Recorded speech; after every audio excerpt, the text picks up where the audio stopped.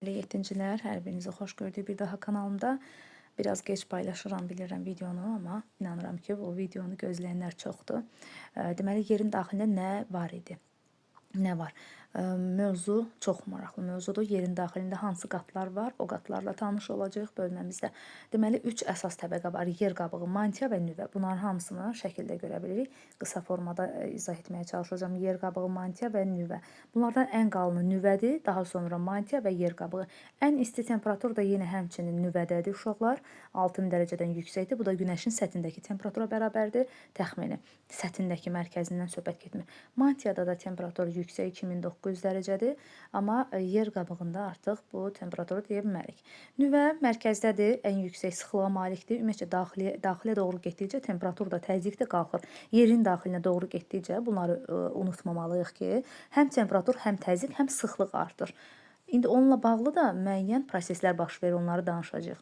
Deməli, yerin mərkəzinə yerləşir, ən yüksək sıxlığa malikdir. Xarici və daxili nüvəyə bölünür. İki hissədən ibarətdir. Daxili və xarici nüvəyə bölünür. Mantia sözünün mənası uşaqlar örtük deməkdir. Hansı suxurlardan ibarətdir? Hansı tərkibdə? Deməli, əsasən maddələr silisyumdur, dəmirdir, oksigendir və digər maddələrdən təşkil olunmuşdur. O da iki qatdan ibarətdir. Alt və üst mantiyadan ibarətdir. Bu şəkildə bölünür. Alt mantiya və üst mantiyadan ibarətdir. Hətta onlar arasında astenosfer qatı var. Üst mantiya maddələr qatı maye halındadır üst mantiyada və daim hərəkət edir. Bu hissədə maddələr maye halındadır və hərəkətdə, daim hərəkətdədir. Bu isə yer qabığının mantiya üzərində hərəkət etməsinə səbəb olur. Yəni sürüşkən maddədəndir. Ona görə də o tərəfə bu tərəfə belə sağa-sola hərəkət edə bilir. Bərk maddədən ibarət deyil. Mantiyada təxminən dünya okeanı qədər suyun olduğu güman edilir. Bu da maraqlı bir məlumatdır, ancaq tam dəqiq olmayan bir şeylərdir bunlar. Yer qabığı yerin üst bərk təbəqəsidir, iki tipə bölünür. Bu da ikiyə hissəyə bölünür. Uşaqlar, kontinent var, okean var. Kontinent yəni materik var, okeanlar var. Materik tipli yer qabığı var, bir də okean tipli yer qabığı var. Materik tipli yer qabığı qalındır. Çünki 3 qatdan ibarətdir. Deməli, bazalt, qranit və çökmə qatdan ibarətdir. Bu materik tipli, yəni kontinent tipli yer qabığı deyirlər buna həmçinin. Amma okean tipli yer qabığında uşaqlar, ortadakı bu qranit qat görürsüz, okeanda yoxdur. Ortada qranit qat yoxdur. Sadəcə bazalt, yəni korичневый rəngdə olan yer bazalt və onun üzərində çökmə qat var.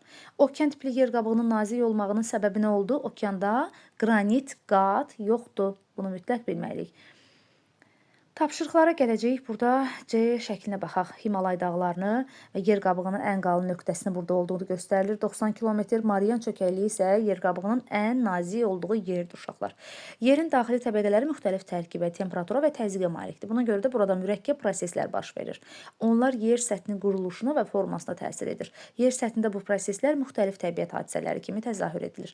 Belə hadisələrə ani tərpənməsi, odlu mayenin axması, çatların yaranması və s. Yəni, qısacası zəlzələlər, vulkanlar, qeyzerlər bu proseslərə daxildir uşaqlar. Qısacası belə deyə bilərik. Daxili nüvə, baxın, içəridəki nüvə, daxili nüvə bərk olduğu üçün daha çox sıxılığa malikdir.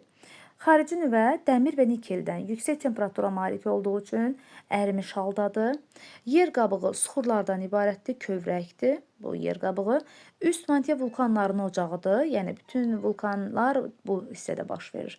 Mantiyanın alt hissəsi təzyiq yüksək olduğu üçün maddələr ərimir. Burada alt mantiyada maddələr yüksək olduğu üçün uşaqlar təzyiq ərimir. Bura alt mantiya, burada olacaq üst mantiya. Bunları mütləq öyrənməliyik, bunları mütləq bilməliyik. Hətta belə bir nümunə gətirilirdi əvvəlki kitablardakı. Yeri bir yumurtaya bənzətsək, yerin qabığı yumurtanın üst qabığından daha nazikdir. Düşünün ki, yəni yer qabığı o daxili təbəqələrə baxanda, daxili qatlara, nüvəyə, mantiyaya baxanda nə qədər nazik olduğunu bildirmək istəyir. Düşünək bunu. Yəni bu daxili təbəqələrdir, mantiyadır, nüvədir, ikisi birlikdə. Bu isə yer qabığıdır. Yer qabığı çox nazikdir. Bunu sadəcə bir yumurta ilə nümunədə göstərilir. Gəlin indi keçək tapşırıqlarımıza. Deməli, A, B şəkillərinə əsasən tapşırıqları yerinə yetirin. A şəklinə görə yerin daxili qatlarını təsvir edin. Şəkildə gördüyünüzü, yerin deməli şəkildə də göründüyü kimi, yer bu çox asan bir sualdır. Adicə yerin daxilində nüvə var, mantiya var və yer qabığı bu 3 qatdan ibarətdir. A şəklinə əsasən cədvəli tamamlayın. Baxaq A şəklinə. Bu tapşırığı baxın özünüz bu şəklə əsasən, A şəklinə əsasən tapşırığı yerinə yetirə bilərik. Nüvənin qalınlığını buradan özünüz təyin edə bilərsiniz uşaqlar. Nüvədəki temperaturu özünüz görürsünüz. Baxın 6000 dərəcədir. Daha sonra mantiyanın qalınlığını da görmək mümkündür. Temperaturu 2000 dərəcə olduğunu bayaqlarda bunların hamısını qeyd eləmişdik. 1000-2900 metr arasında. Daha sonra baxın hər birini göstərir. Sol tərəfdə və sağ tərəfdə onların dərinliyini görə bilirik. Bir də xarici nüvənin qalınlığı, bir də daxili nüvənin qalınlığı. Ayrıqda nüvənin qalınlığını da istəyir. Bir də xarici və daxili nüvənin də qalınlığını özünüz bax bu şəklə əsas, bax bu hissəyə baxaraq uşaqlar təyin edə bilərsiniz. Bura daxili nüvədir. Bax bura 6371 çıx 5140. Xarici nüvədəki 5140-dan 2900-ə qədər. Bax bunu da özünüz çıxıb təyin edə bilərsiniz. Nə var ki, artıq bunu yəqin ki, özünüz edə biləcəksiniz də. Mantiyanın da qalınlığını yenə həmçinin bu şəklə əsasən təyin edib, bax bu hissəyə baxaraq təyin edə bilərsiniz və yaxud da ki, bura baxaraq təyin etmək mümkündür. 1900 metr. Daha sonra keçək C-yə. C-də deyir ki, B-yə görə yer qabığının hansı qatlardan ibarət olduğunu təyin edin. B şəklinə əsasən. Yer qabığı biz bayaqlarda dediyimiz kimi qranit, çökmə, bazalt. Deməli 3 qatdan ibarətdir. Qranit qat, ən aşağıda bazalt, sonra çökmə, qranit, sonra da çökmə. Bazalt, qranit və çökmə süxurlu qatlardan ibarətdir. Yer qabığının, yer qabığını deyir. Mən elə bildim yerin daxili quruluşunu deyir, birdən dedim onu. Səhv eləyərəm. Yer qabığını desə, uşaqlar çökmə qranit bazalt deyəcəyik. Yerin daxili quruluşunu desə, nüvə, mantiya və yer qabığı deyəcəyik. D-də isə B şəklinə görə kontinent və okean tipli yer qabığı necə fərqlənir? B şəkli buradadır yenə. Bayaqlar dediyimdə bu şəkli izah eləyəndə də dedik ki, kontinent materik tipli yer qabığıdır və okean tipli yer qabığı da ayrılıqdadır. Deməli, materik tipli yer qabığında bazalt, qranit və çökmə qatlardan ibarətdir. Amma okean tipli yer qabığı burada biz artıq qranit qatı deməyəcəyik, sadəcə bazalt və çökmə qat deyəcəyik. Okean tipli yer qabığı. B və C-yə əsasən suallara cavab verin. Yer qabığının ən nazik və ən qalın olduğu yerləri səhifə 86-87 verilir. Dünyanın fiziki xəritəsini tapın. Dünyanın fiziki xəritəsinə baxsaq, deməli ən qalın yer Himalay dağlarındadır uşaqlar.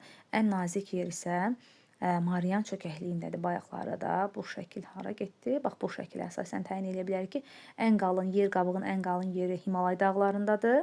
Ən nazik isə Marian çökəkliyindədir. Hara getdi bizim suallarımız? Yuxarıdaydı. Aha. Nə üçün deyir ən qalın və ən nazik yer qabığı C şəklində təsvir edilən ərazilərdə hesab edilir. Yer qabığının qalınlığını görə bilirik. Biri kontinentdir, biri okean tiplidir. Okean tipli yer qabığında da qranit qat yoxdur. Ona görə də nazik hesab edilir. Materik tipli yer qabığında ən qalın nöqtə Himalay dağlarındadır. Hündürlüyü çoxdur deyə, həm də qalınlığı da çox olmuş olur uşaqlar Himalay dağlarında. Sonra C-dəki hansı məntəqə vulkanların püskürməsi ehtimalı daha çoxdur? C-dəki hansı məntəqədə vulkanların püskürmə ehtimalı daha çoxdur və nə üçün? C şəklinə baxaq. Burada Marian çökəkliyində vulkanların olma ehtimalları daha çoxdur. Çünki ən nazik yer qabığı oradadır, mantiyaya yaxındır. Siz belə cavablandıra bilərsiniz. Day o tərəfə çevirmirəm. Sualların cavablandırdığım, yazdığım yerə çevirmirəm. Elə birbaşa buradan deyə bilərik ki, ən nazik yer qabığı ona görədir ki, nazik yer qabığı olduğu üçün vulkanların baş vermə ehtimalı orada daha güclüdür. Zəlzələ deyə bilmərik. Zəlzələ hər ikisinin də mümkündür uşaqlar. Hər ikisi geosinkronal sahədədir, tektonik cəhətdən aktiv ərazidə yerləşir. Amma Marian çökəkliyində vulkanlar bir qədər çoxdur. Yəni Himalay dağlarında demək olar ki, vulkan yoxdur. Bəzi dağlar var, Cavan dağ olsa da orada vulkanlar yoxdur. Məsəl üçün Alp dağlarında, Himalay dağlarında. Cavan dağlarda amma vulkanlar müşahidə edilmir. Amma Qafqaz dağlarında sönmüş vulkan müşahidə edilir. Özümüz Qafqaz dağlarının ətəyində yerləşirik və Qafqaz dağlarında sönmüş vulkan da olsa var. Daha sonra bunu dedik və keçək 3-cü suala.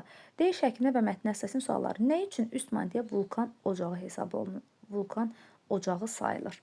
Yəni bütün vulkanlar bu hissədə baş verir deyə biz üst mantiyaya vulkan ocağı adlandıra bilərik.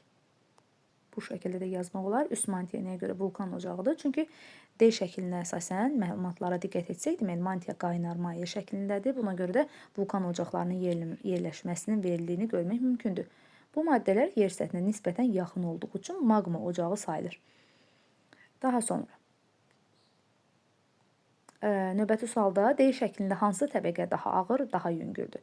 Səbəbini də izah eləyək. Yəni biz bilirik ki, dərinliyə doğru getdikcə temperatur, təzyiq, sıxlıq artır. Buna əsasən D-də nüvə daha ağır, mantia və yer qabığı nisbətən yüngül olduğunu söyləmək olar. Həm də təşkil olunan maddələr var ki, ağır maddələrdən nüvə ağır maddələrdən təşkil olunubdur. Və C-də nə üçün daxili nüvədə maddələr bərk, xarici nüvədə maye halındadır? Bayaqlar dediyimiz kimi dərinliyə doğru getdikcə sıxlığın, temperaturun, təzyiqin artması ilə bağlıdır bunlar.